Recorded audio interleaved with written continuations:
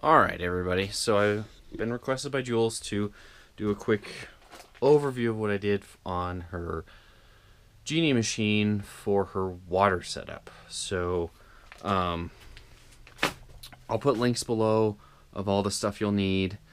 It's fairly simple, but I'll go over what I did. So first thing you're gonna need is a 5-gallon bucket, a 2.5-gallon bucket, and then I recommend getting a rod, just a solid steel rod, and that's going all the way through.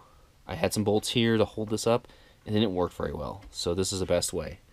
So what's happening is you've got your machine drain here coming off your machine, comes down into this top bucket, drains into this bucket, and then all of your sediment can settle in this white bucket, the 2.5-gallon bucket, and then mostly clear water is going to be coming up and spilling over into the 5-gallon bucket, which your pump is in there. We just use a fountain pump to pump the water from that up. So here's the line, right? Yep, there's the line right here. It's coming from the pump up, up, up, up, and I'll show you how that is all hooked up there. And then these are the lines for the the drains. These are the drains. These are 3/8 vinyl pipe, and this is I believe it's 1/8 inch. It's just the same stuff as used for ice makers, but I use vinyl. It's a little more flexible and easier to work with. So 3/8 and then 1/8 inch for that. Steel rod, 2.5-gallon pail, and a 5-gallon bucket to take there. And then as we move our way up, here we go. I've got some tees. Yeah. So these are just quick connect tees that you can get from Home Depot or Lowe's. And then I have a shutoff. It's my own personal preference to do it that way. So Julie can run one side and then turn it off and run the other side. You don't have to. That pump has plenty of power to feed all of them at the same time.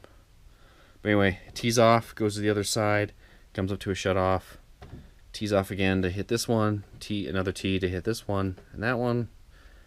And these are little pneumatic, I can't remember the exact name of them, but they're adjustable, and you just I just threaded them on, drilled holes, threaded them in, and thread these in, and that's just sitting there. Like I said, these are adjustable on the top to how much water you want, so you can turn them all the way off. You don't really need this shut off, but you can turn them all the way off if you want, or set and forget to what you like, and then you can lock them down and it'll spray the same amount of water every time. So that's really a preference thing. So we had the little squirters before, and the little belt inside just doesn't want to work all the time, and I was in there all the time, so fixed that. So yeah, that's our setup. Get one little squirter for each wheel.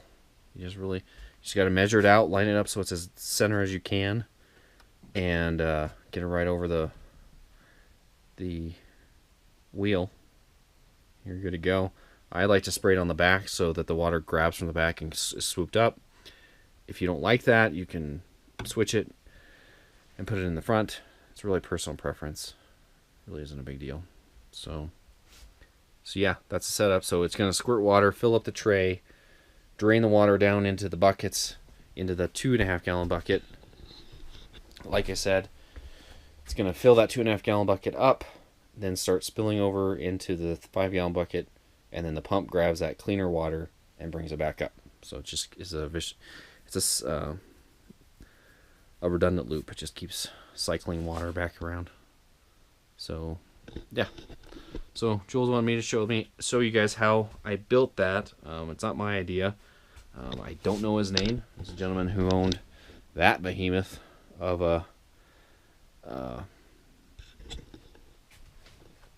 unit that had that idea, and I stole it from him and utilized it on her Genie. So that's what I did for it. Yeah, so I do find that our community is like the nicest people on the planet, but getting information is hard to do. So I wanted to put this little video together and show you guys how you can set it up and get it working. All right, guys, have fun out there.